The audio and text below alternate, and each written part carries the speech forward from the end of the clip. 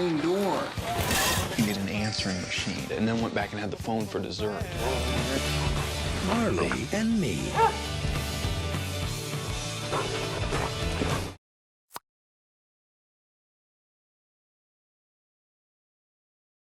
The dog dies at the end. And spoilers for the following Scooby-Doo episodes.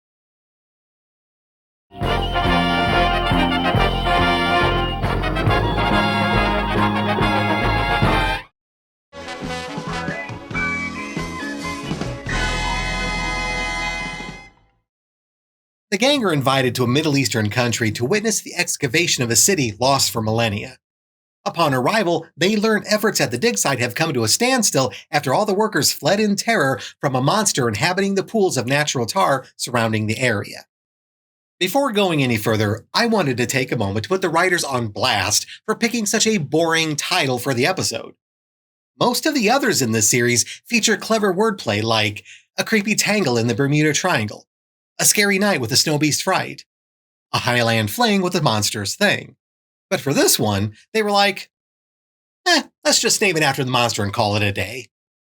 See you at the bar!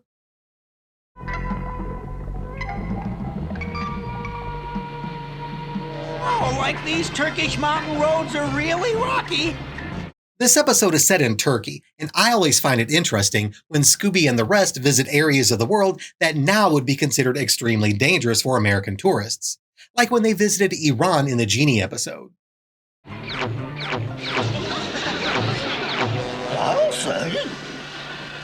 Not only does nobody wear seatbelts, but the gang also never take any precautions to keep Scooby from getting hurt in the back of the vehicle. When I travel with my dog, she wears a harness and is leashed to a seat. Considering they're always on the road, and it's big enough, the Mystery Machine should have a crate permanently anchored inside for Scooby to safely travel in. Worst dog owners ever.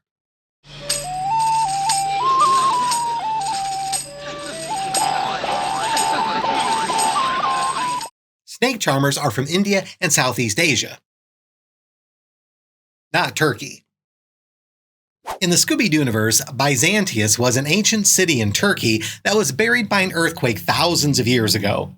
Mr. Stoner, the assistant of the archaeologist leading the team excavating the site, decided to steal all the valuable treasure left behind for himself. To frighten off the rest of the workers, he dressed up as a tar monster based on a curse found carved on the entrance to the underground ruins. The people have always believed the ancient city of Byzantius was under the protection of a legendary creature that lived in the pools, the tar monster. Byzantius is probably a reference to Byzantium, the original name for modern-day Istanbul. This isn't the first time that city was renamed over the years, as it was also once referred to as Constantinople. Why they change it? I can't say. People just liked it better that way.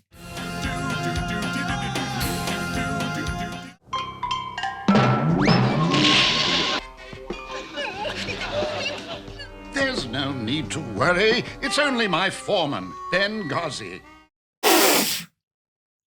Benghazi?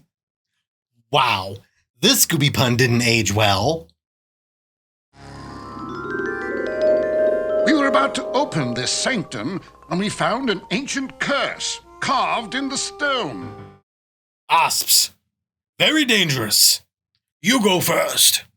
Stoner's tar monster allowed him to bypass security guarding the entrance to the buried city by swimming through the tar pits like an underwater tunnel. My first impression was to be extremely dubious of this scheme, as it shouldn't be possible to even move in a tar pit, let alone swim through one. I also question the location, considering Turkey isn't exactly famous for these naturally occurring pools of asphalt. However, not only does that region of the world contain some tar pit activity, but the viscosity of the tar can vary from one pit to another. So it's feasible that the ones featured at Byzantius weren't as thick and allowed easier egress. So despite tar pits generally being known for their ability to trap wildlife, even creatures as large and strong as mammoths, we'll assume that in this situation, the physical aspects of the gooey petroleum product weren't a deal breaker for Stoner's monster. Jeepers, there's a whole city down here. with enough statues and art objects to fill a museum. The richest treasures lie as yet untouched. Did Professor Brixton really think things through before inviting the Scooby Gang along to the excavation of this archaeological site?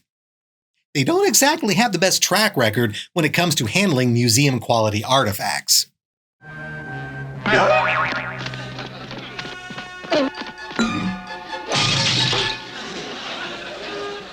Case in point. When not scaring off workers or nosy teenagers, Stoner spent his time secretly entering the buried city and moving valuables to a hidden room located near the site's entrance, presumably planning to smuggle it all out later.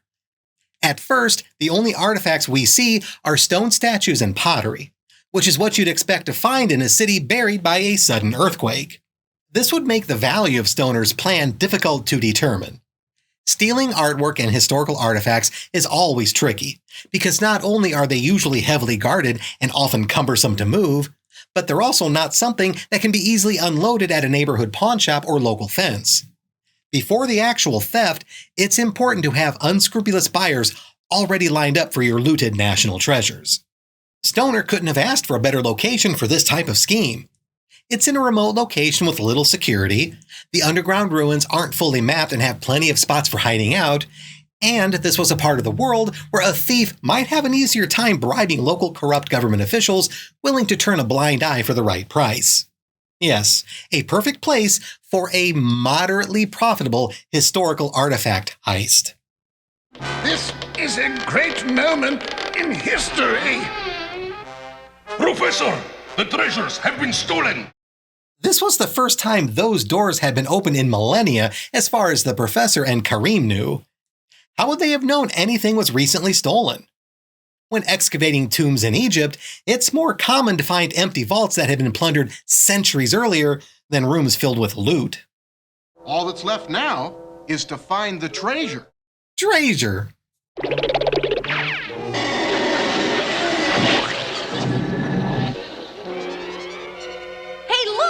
Scooby found it! When Stoner's secret room is uncovered at the end, vast piles of gold and jewels are found, not only making this whole criminal endeavor easily worth tens of millions of dollars, but also immediately making this location so much more risky for Stoner because there is no way for one man to be able to easily or safely move this much treasure. If the stolen objects had remained stone statues and clay pottery, it would take someone with contacts in the antiquities black market to find buyers for everything. As an archaeologist, Stoner likely had knowledge of plenty of shady individuals willing to accept illegal contraband at the expense of the cultural history of the countries being plundered. Anyone helping Stoner distribute such stolen artifacts would likely find it difficult without him, thus lowering the chances of betrayal. This dynamic, though, becomes quite perilous for him when the contraband in question is made of precious metals and stones. While the relics are of historical value and worth a lot more if left intact, they're still made of gold, which can be melted down and easily sold by anyone. Stoner's hired henchmen or bribed government officials would be conscious of this fact. Stoner was going to have a very difficult time getting his haul safely out of the area, as he would have to not only avoid legitimate law enforcement, but also his fellow criminals. He was an archaeologist, not a crime lord, so he personally held no underworld influence or would otherwise pose a threat to anyone who decided to increase their share by bumping him off and taking all the stolen gold for themselves. No wonder everything looks almost untouched, as if people were still living here. Fred's got a point. There ought to be quite a few skeletons lying around the place. It's unlikely that citizens would have left so much of this art and treasure behind if they had enough time to evacuate from the earthquake. Why did the writers even introduce a buried city in the first place? After all, this episode is essentially just another grave robbing plot. In fact, with all the gold and jewelry we see at the end, not to mention how there only seemed to be one sealed entrance to the underground ruins, it would have made more sense for this to have been the tomb of a famous king from antiquity. It would explain all the treasure that had been left behind. We'll get started right after breakfast. Like, keep the toaster poppin', Scoob! Shaggy should be screaming in agony after having fried eggs straight from the pan land on his eyes. I will get my equipment and meet you all at the excavation in 15 minutes. We'll be there. Professor Brixton didn't have any breakfast. He probably just didn't want to get a bunch of dog hair in his mouth from Scooby helping prepare the food. Stoner's plan is hardly original, as we've seen stolen art and treasure from historical sites several times in the past. We've even had criminal academics before. And by this point, a monster based on a curse is old hat for the Scooby-Dooverse. The villain does get the highest marks for how much his scheme is worth, and for choosing a location with minimal security. The location was also advantageous as its terrain allowed him a secret entrance to the crime scene unavailable to anyone else without special equipment.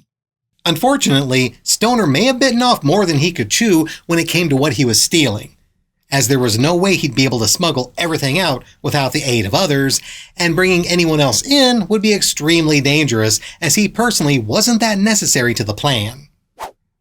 He gets a 3 out of 5 for his design. The Tar Monster is another iconic Scooby villain and one of the few immortalized in the second live-action film. But does it deserve the love? From a creative standpoint, not so much. This is just another blob monster, similar to the Wax Phantom from the second season of Scooby-Doo Where Are You, or the Green Globs from the Mama Cass episode of the new Scooby-Doo movies. In fact, the Tar Monster doesn't look that dissimilar to the Kelp Monster seen in a previous season in this very same series, just with a coat of black paint. From a build standpoint, it's also nothing new. The Tar Monster costume is essentially just another diving suit modified to look scary, and this is something we've seen in literally every Scooby series up to this point, from Captain Cutler to the Moat Monster. Even the Skeleton Men from a few episodes back were simply decorated scuba suits, though the Tar Monster was still a step up from those last 3 guys. Setting aside the recycling of the concept, Stoner's Tar Monster does deserve a lot of credit for its construction. It's one thing to modify a diving suit to frighten people, but something else entirely to engineer one that could survive the harsh environment of a tar pit. As mentioned earlier, movement through thick, natural petroleum would require at best a lot of physical effort, but that doesn't even touch on the other significant problem.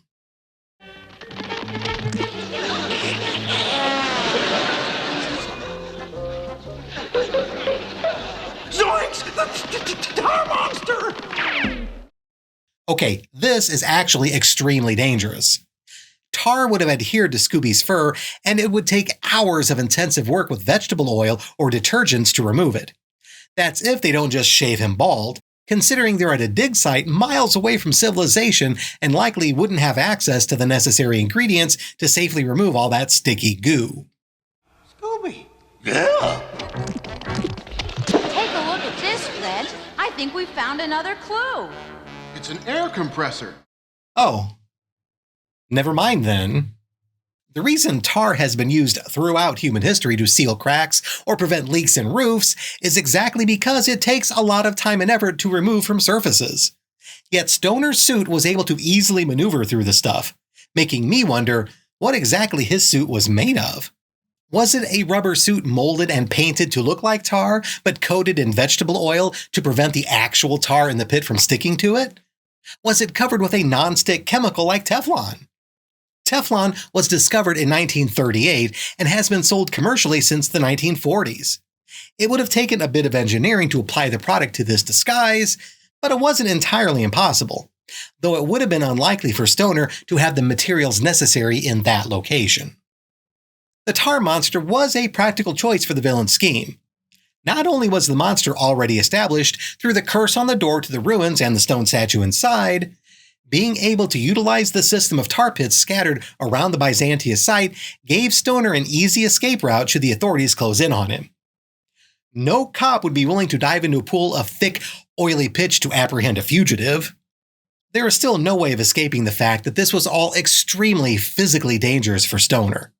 If a traditional diver becomes exhausted or disoriented, they can allow themselves to float to the surface of the ocean or lake.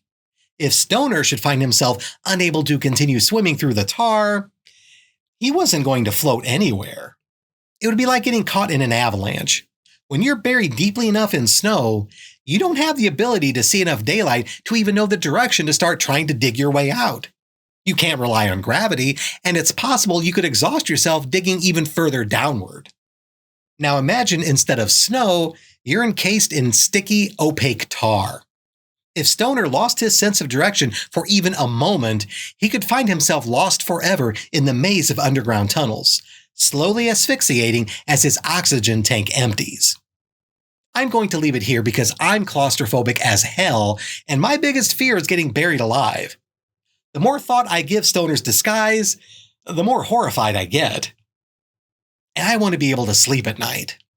The tar monster gets a 4 out of 5 for the outfit.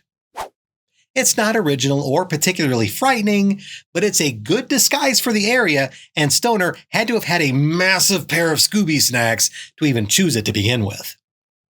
Stoner's operation had several significant flaws. I heard my assistant, Mr. Stoner, shouting for help. I ran over here to help and found this. His tent, destroyed. Come, we must return to my tent before the creature comes back. What good would that do? The tar creature allegedly completely destroyed the tent Stoner was staying in. It's not like Brixton's tent was made out of reinforced concrete. Stoner's first mistake was staging his own disappearance. While this would allow him to spend more time in his disguise and not have to worry about being seen donning it or taking it off, it also makes him the prime suspect should anyone question the validity of a living creature made of tar. After all, Stoner wasn't around when the monster first appeared, and he was the only one actually taken by the creature.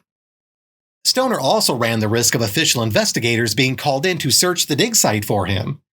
One might think that because they're in Turkey, local authorities might not be that concerned with finding an abducted foreign national. After all, at the time this episode aired, the country was beset with internal political violence, and even now, years later under their current dictator, President Erdogan, people seem to be disappearing all the time. However, the majority of those going missing are Turkish dissidents. You know, journalists, members of opposing political parties, teachers. But if a non-native disappeared, it's likely the nearest embassy would be demanding the police pull out all stops to find their missing citizen. We're never told Stoner's nationality, but his accent sounds American, and it's likely the rulers of Turkey at the time wouldn't want to upset the good old red, white, and blue. The fact that the ruins weren't crawling with investigators from the Turkish National Intelligence Organization feels like Stoner may have managed to bribe 1 or 2 influential people in that organization to look the other way.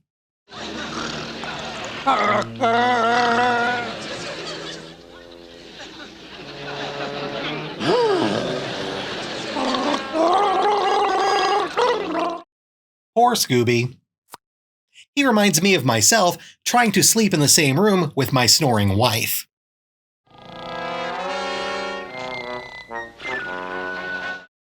Touché, Shaggy.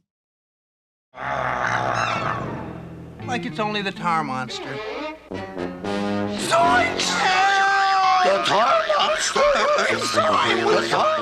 Once again, Fred and Shaggy get separate sleeping locations, while Velma and Daphne have to share one. Where did you see him? He came after us in our tent. Jeepers! We better have a look. Shaggy was wearing his pajamas when he ran away from his tent.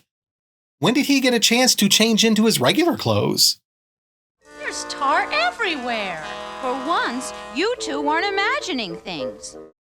God, that is so infuriating. Shaggy and Scooby have a proven track record of 99% accuracy when they say they saw something spooky. F***ing Velma. Jinkies, the tracks end at this tar pool. Hey, look at this. What is it? Looks like an ancient piece of pottery. But what's it doing here?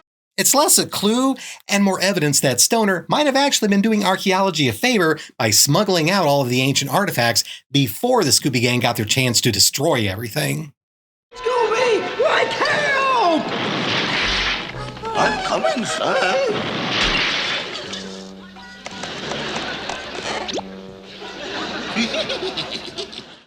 Case in point. The second problem Stoner's scheme had was how he transported the stolen objects. The gang find an ancient piece of pottery by a tar pit outside the ruins, and later, Shaggy and Scooby find additional matching artifacts, showing that relics from the buried city are somehow finding their way above ground. If the tar monster had been carrying that clay lid, shouldn't it have been covered in sticky tar? And why would Stoner have been trying to sneak clay objects out of Byzantius when there was so much more valuable gold and jewels inside? We never see the tar monster holding a bag or anything that would carry the stolen objects. So presumably, Stoner was smuggling the stuff out of the city either tucked inside his suit or in the hands of the monster. This would have been a very time-consuming way of getting that much loot past the excavation site's security.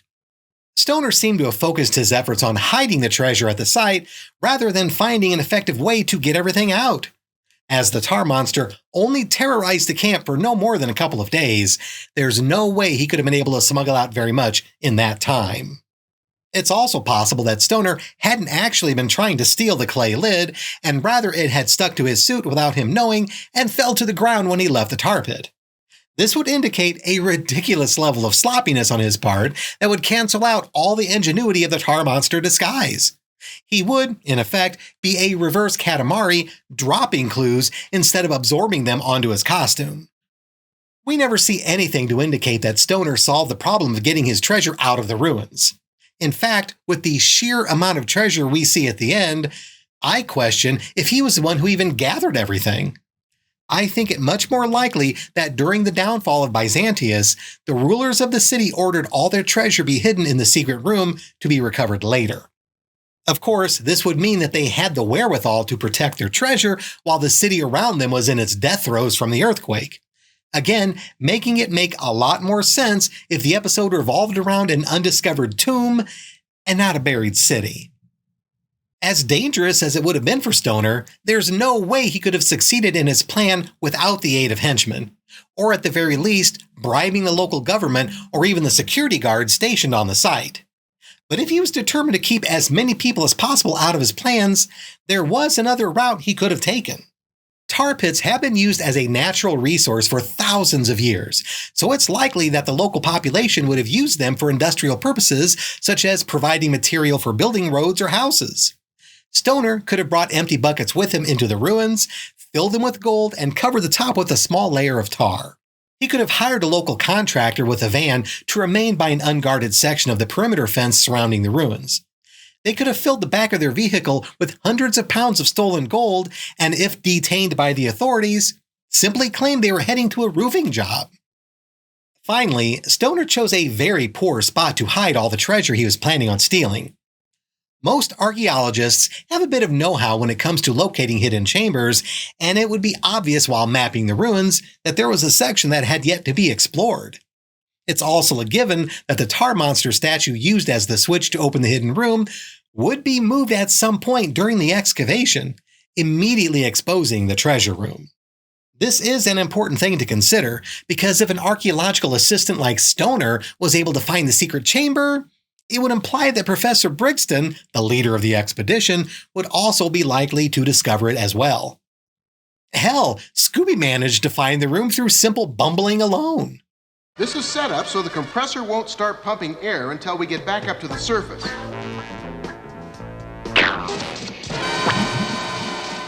I can understand why they'd use the candles to delay the start of the compressor, but what was the point of having the hose out of the tar until then?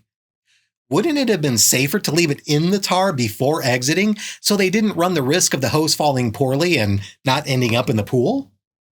Stoner had an adequate design and his outfit was decent, but he failed in the follow-through. While he may have managed to hide millions of dollars worth of treasure, he never managed to get any of it out of the ruins, and it was only going to be a matter of time before the hiding spot was discovered. He gets a 2 out of 5 for his operation. The Tar Monster of Byzantius gets a final due score of 3 out of 5. It's a workman's toolkit. What's it doing way back here? Velma once again showing off with her impression of Daphne. I would like to take a moment to thank my new Patreon members and apologize in advance if I mispronounce any names. Matt Flyer Fan. Thank you, Matt Flyer Fan. Katie on Toast. Thank you, Katie on Toast.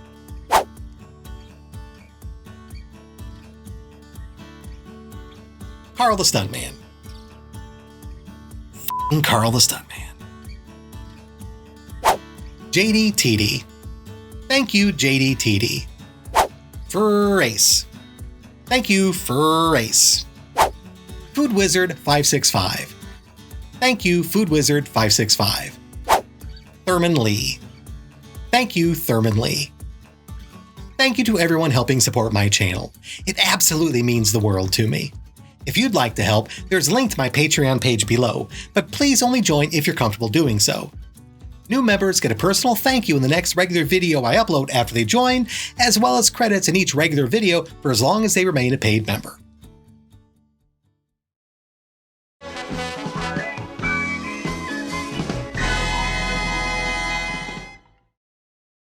After a young female friend of the gang inherits a large family dwelling, they call Fred and the rest for help after being threatened by a supernatural entity.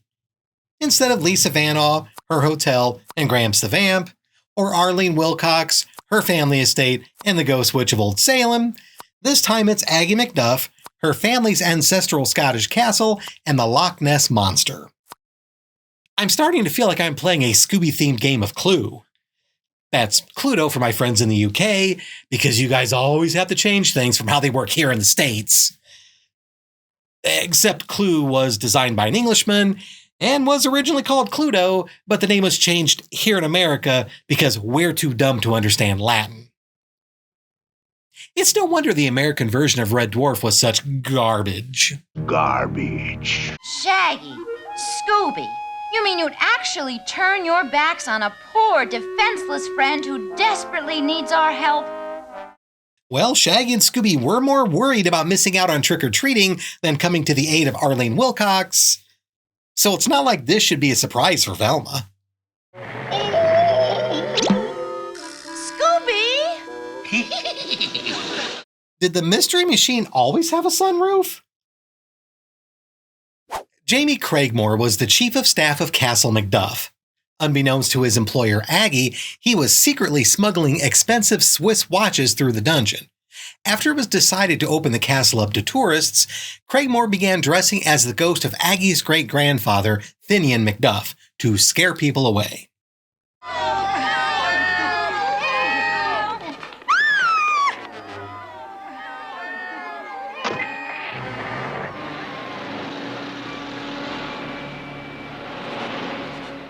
Look at the steering wheels and where the drivers are sitting.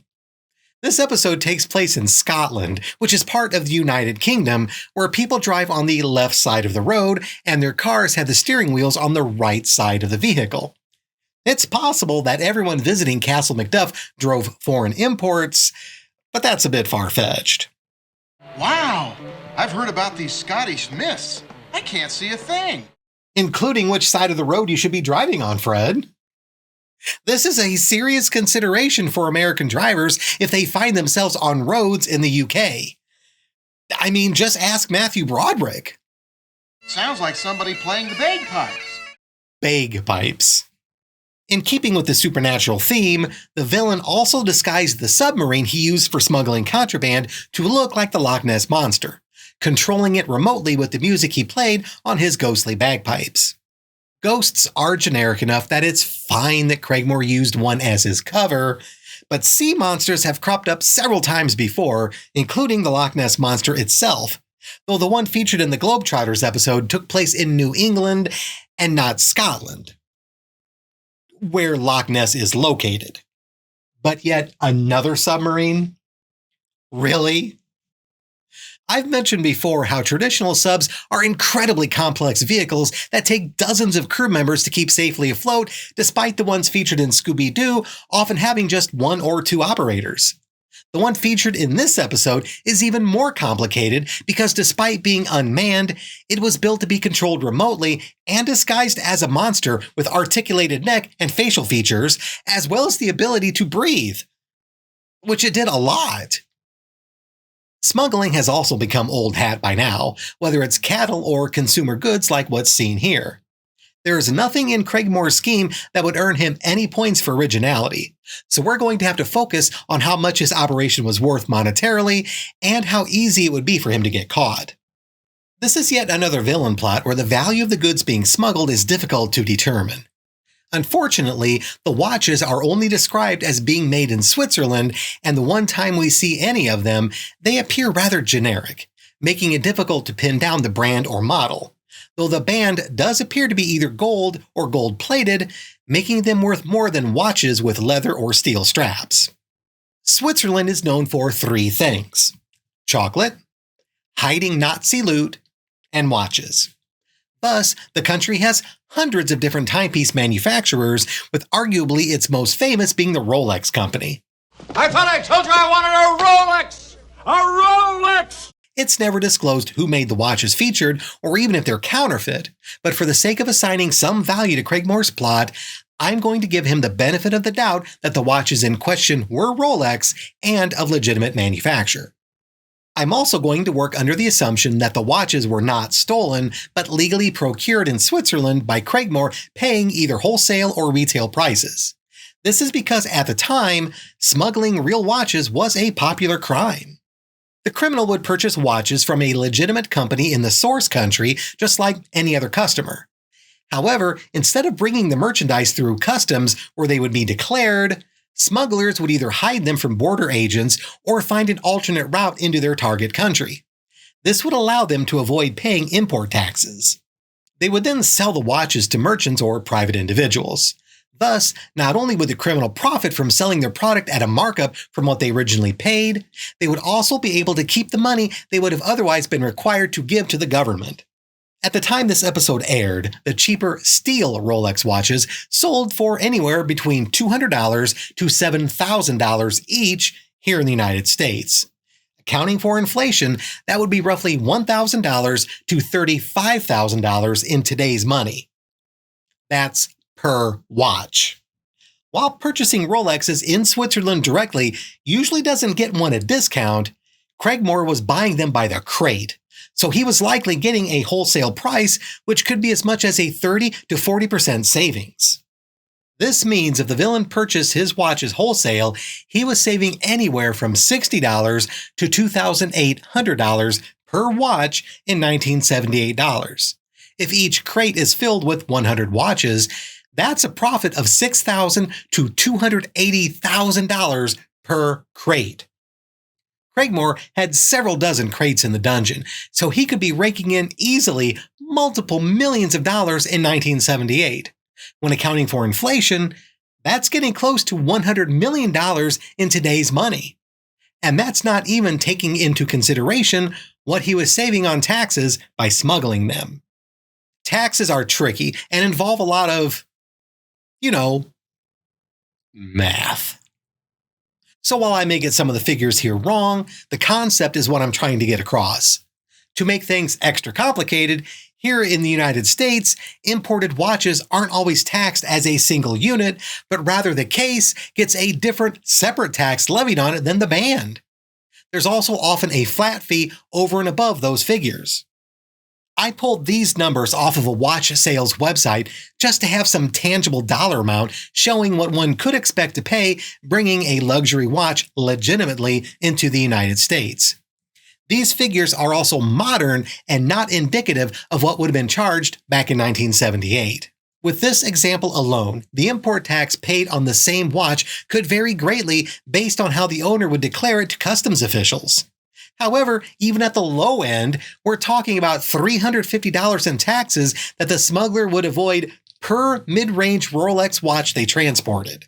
If we use those tax rates and apply them to the price of Rolexes back in 1978, the range of taxes paid per watch could vary from between roughly $4 to $10 on the low end to as much as $150 to over $300 on the high end. For a crate filled with 100 watches, that would be anywhere from $400 to over $3,000. If avoiding import taxes, all the crates seen in the dungeon could easily account for another $1 million profit in today's money. All these figures are mere supposition, as we never learn exactly what kind of watches Craigmore was dealing with. But remember, I've only been using the cheaper steel Rolex watches as my example. This doesn't take into account just how much the gold Rolexes would have sold for. The watch bands in the only open crate shown certainly don't look like they're made of steel. I've also been using American dollars in my accounting, but I feel that's justified as the United States would have likely represented the best market for Craigmore's watches. I presume there are not a lot of Highland cattle farmers walking around with $5,000 Rolexes.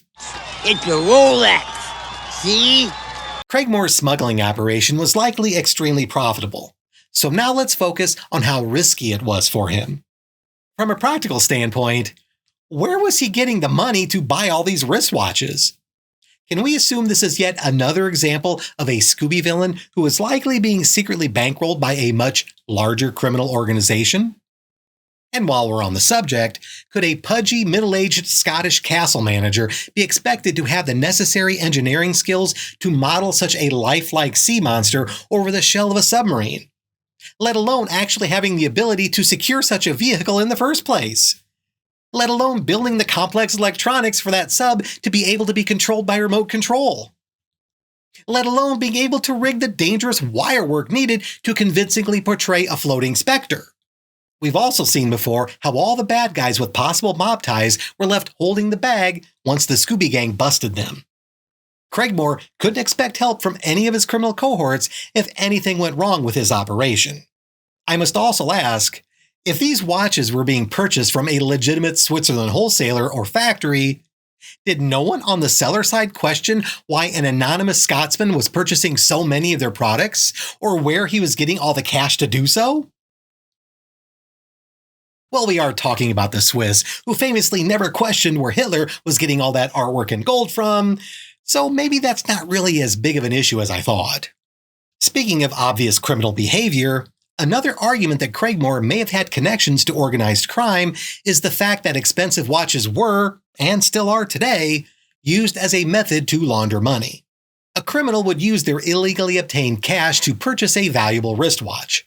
They would then smuggle the watch into another country, which would be much easier than a massive pile of money.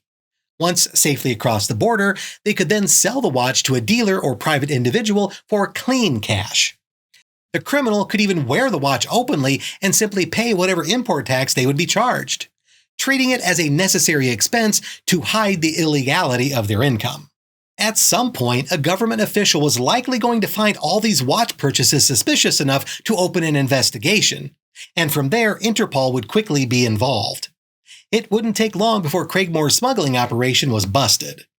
I should also mention that despite all the tourists seen fleeing at the beginning of the episode, the Loch Ness Monster has always been a lucrative tourism draw, adding tens of millions of dollars annually to Scotland's economy. Once word gets out that Nessie makes a regular appearance at Macduff Castle, reservations would skyrocket, bringing in many more visitors than before and completely negating Craigmore's intentions. Unoriginal and with a good likelihood of being caught with or without the gang's involvement, as well as not having considered the ramifications of his supernatural cover story, Jamie Craigmore gets a design score of 2.5 out of 5. Most of that score is due solely to how valuable the scheme was. Despite playing a significant role in the villain's plot, the Loch Ness Monster itself will not be considered part of the outfit as it's a prop and not something worn by the bad guy. This leaves just the ghost of Finian Macduff's disguise. It was an appropriate choice for the location, as the episode was not only set in a castle in the Scottish Highlands, but the ghost itself was a former resident of the place. The latter is also more significant because instead of some random specter or monster, Finian had a reason to haunt that specific location, making the danger to trespassers readily apparent. Contrast this with, say, monsters like the Skeleton Men, who didn't have any real connection to their island hideout. So those visiting the area might assume there would be a chance that the alien creatures flew off from their ship or were otherwise not hanging around the abandoned airfield. Of course, as with the Loch Ness Monster, a haunted castle with the ghost that's practically guaranteed to make an appearance would simply be trading one category of tourist with another. And those interested in the paranormal would soon be filling up the castle's bedrooms. After all, we saw precisely that happen to Hagglethorne Hall in the Davy Jones episode. Craigmore's disguise deserves praise for his use of special effects, which included everything but transparency. He glowed constantly, used wire rigging to fake the ability to float, and he managed to convince the gang that he had the ability to disappear. Even though this occurred either by simply waiting until fog covered his escape or happening off camera during a commercial break. As appropriate as the Highland Ghost was for the setting, the inclusion of Nessie was a no-brainer for any story taking place at Loch Ness. I've already mentioned how well articulated the monster's head was, with the ability to move its neck, open and close its mouth, and even blink. But I was confused by how much emphasis was put on the contraption's breathing effect. Like I'm freezing, Scoob. Turn on the radiator. Oh, that's better. Thanks, Scoob. I wonder if this joke was the sole reason for including the monster's hot breath, because it's never explained otherwise. It would have been a nice touch at the end if Shaggy had asked about it, only for Fred or Velma to explain that Craigmore had rigged the sub's exhaust to come out of the monster's head so it wouldn't leave telltale bubbles in the water when the vehicle was submerged. Oh, it's only the Loch Ness Monster. The Loch Ness Monster! Help! This is the second episode in a row with the scene of Shaggy waking up to the monster like that. Craigmore also gets kudos for what I'm going to henceforth refer to as the Wickles effect. This is when a villain with, let's just say, a less than athletic physique manages to look more svelte or muscular when in disguise, or otherwise is able to exhibit much greater physical activity than their flabby, out-of-shape body should otherwise be able to manage. We've had spooky mysteries, but this is the spookiest. This is the spookiest? Not while this guy's around. As for how scary the disguise was, it was no more menacing than any other generic ghost seen in the franchise. On the one hand, Craigmore could have upped the fear factor by giving Finian McDuff a skull for a head or tattered clothing. He could have worn scleral shells to make his eyes look more ghostly, or even designed a mask to make his face appear wrinkled or haggard. On the other hand, much like how Charlene Wilcox did very little to disguise her face because she needed to convince the townsfolk it was her twin sister roaming the old Salem graveyard, perhaps it was just as important for Craigmore to convince Aggie that the Highland Ghost was indeed her great-grandfather. Craigmore also deserves credit for being able to naturally integrate the ability to control his Loch Ness Monster submarine with the bagpipes he used as part of his disguise. Though I'll be going into that in the next section of my analysis. The ghost of Finian McDuff wasn't exactly original, but it suited the locale and had plenty of special effects. It wasn't that scary, but managed to augment the terror with a good prop. Craigmore gets a 3.5 out of 5 for the outfit. When writing the scripts for these ranking videos, when getting to this part, no matter how well the bad guy did in the previous sections, I find myself taking a deep sigh as I begin to rip the villain a new one. Jamie Craigmore is sadly no exception. Marshmallows! Marshmallows! Way to go, Scoob. Let's start roasting. Delicious. Setting aside how stale those marshmallows would have been after being left out in the open like that, they're right next to a roaring fire. Wouldn't they be melted by now? Shaggy, look! It says Switzer and 100 wristwatches. Huh? Look, a weather report from today's paper. What's it say? Heavy fog tonight in Loch Ness area. Look, I found something. A roll of wire. That's odd. Craigmore was literally dropping clues everywhere. The wristwatch order, the weather report, the roll of wire. Kilts may not have pockets, but the ghost of Finian McDuff is clearly wearing a sporran. Perhaps he should have done a better job keeping it closed.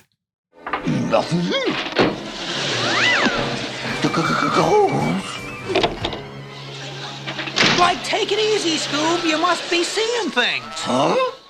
Infuriating!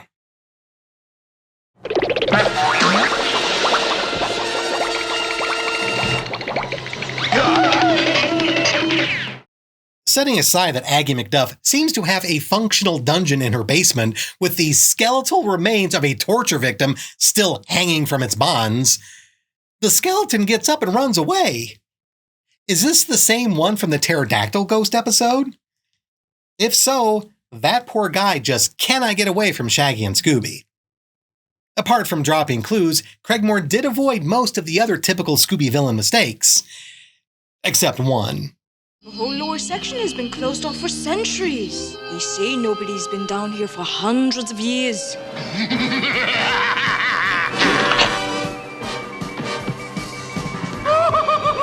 We're locked in! I debated whether to count this as attempted murder or merely abduction. Locking Shaggy and Scooby in a sealed room in the bowels of a medieval castle could result in them starving to death, but Craigmore also locked them in with a bunch of stuff that could be used to escape. This was therefore half-hearted at best, and felt more like he was trying to scare the boys rather than kill or imprison them.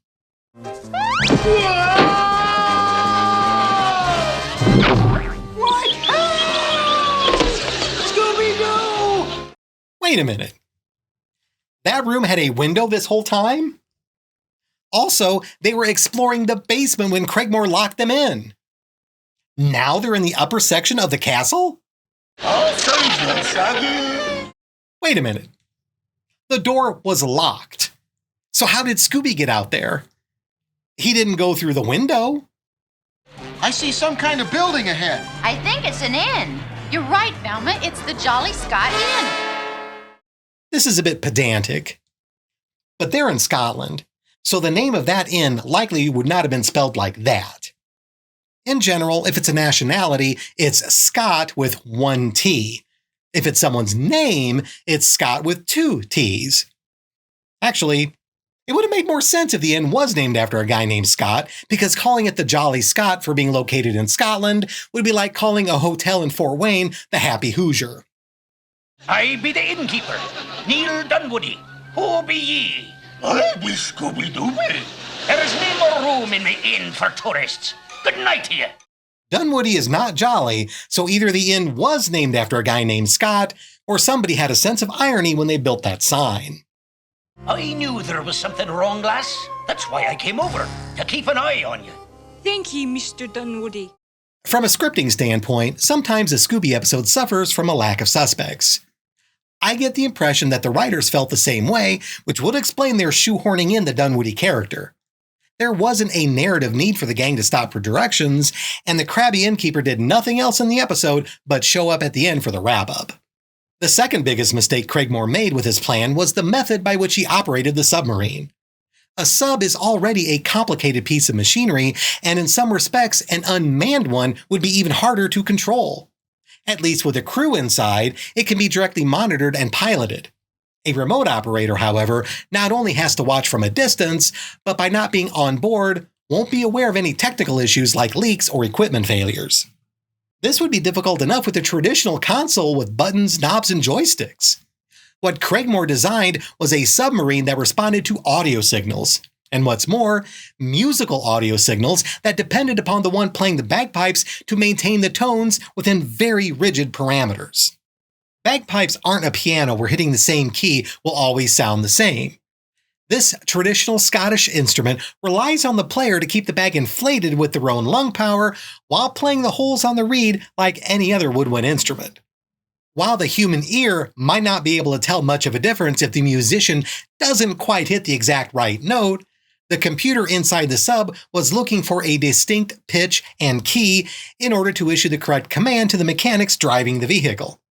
If Craigmore played the wrong note at the wrong time, his Loch Ness Monster could sink to the bottom or crash into Castle Macduff. By the way, you'll notice I mentioned the sub having a computer inside to interpret the signals received from Craigmore's bagpipes, because that's the only thing that makes sense. This may have been 1978, but there were computers at the time compact enough to fit inside a vehicle that small.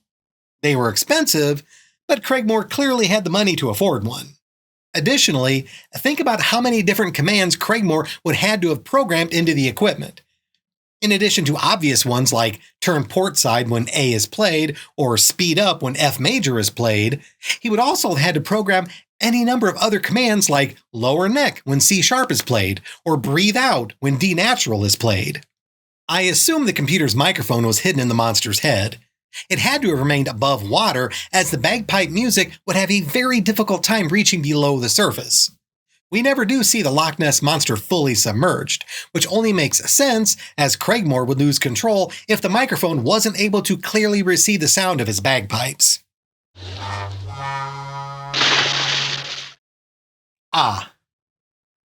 Apparently I was mistaken. But that's okay, because there wasn't any bagpipe music playing at this moment anyway. So how did the subnote arise at that moment? Or to scare Shaggy and Scooby in their bedroom immediately afterward? Okay, Scooby, start playing those bagpipes. Bagpipes. Before anyone suggests that perhaps Craigmore's bagpipes were modified to send out a radio signal to the sub, and that's what really controlled it, don't forget Scooby's bagpipes were able to override the villain's control of the monster. This means the sub was only controlled via sound waves. It had to have been ridiculously expensive and complicated to modify the sub to be controlled like this. It was so unnecessary too, considering how much easier it would have been to just use a traditional radio controller. Yes, the ghost of Finian McDuff would have looked out of place huddled over a control panel, but there was no need for him to be visible when the Loch Ness Monster was swimming by. Craigmore could have played the bagpipes, disappeared under cover of fog, then ran to wherever he stashed his controller to make the monster arrive. It would have accomplished the same thing to make witnesses believe that the ghost was summoning Nessie. It was his need to show off by controlling the monster while playing the bagpipes that led directly to his capture at the end, because there would not have otherwise been such a convenient method for Scooby to override Craigmore's control of his disguised submarine.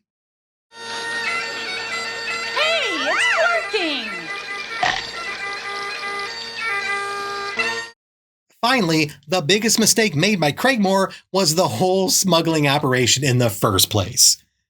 Yes, I gave him a medium score for the design earlier, but that was rating it based on his desire to smuggle watches to avoid paying import taxes.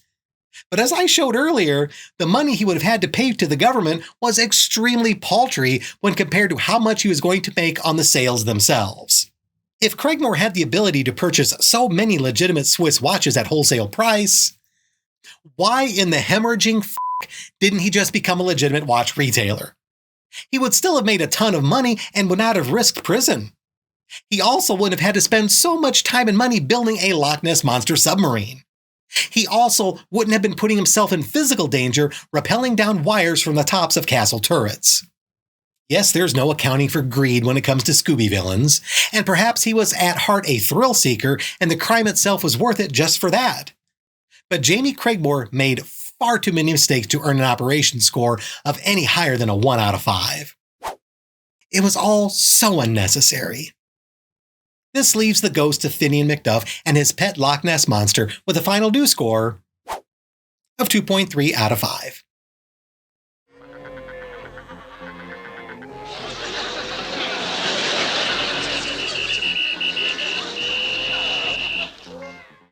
Kudos to the Scooby artists for drawing authentic Highland cows here. I give the Hanna-Barbera artists a lot of grief, but this was good attention to detail. And that's my ranking of the villains from the third set of episodes of the third season of the Scooby-Doo show, shown here along with the ones from my previous videos. The tar monster at least managed to break into the 3s, barely. But once again, neither villain this time around did much to stand out. We're still not even to the halfway point of this season, however, so there's still a chance for greatness. Hope to see you next time. Thank you for watching. If you enjoyed this video, please like, subscribe, and leave a comment. If you'd like to help support this channel, there's a link to my Patreon below, but please only join if you're comfortable doing so. Patreon members will receive credit in my videos for as long as they remain a paid member, as well as a personal shout-out in the next regular video produced after they join. I made a joke earlier about the song Istanbul, Not Constantinople by They Might Be Giants. Istanbul was Constantinople, now it's Istanbul. Would you believe their version is actually a cover of a song originally from the 1950s?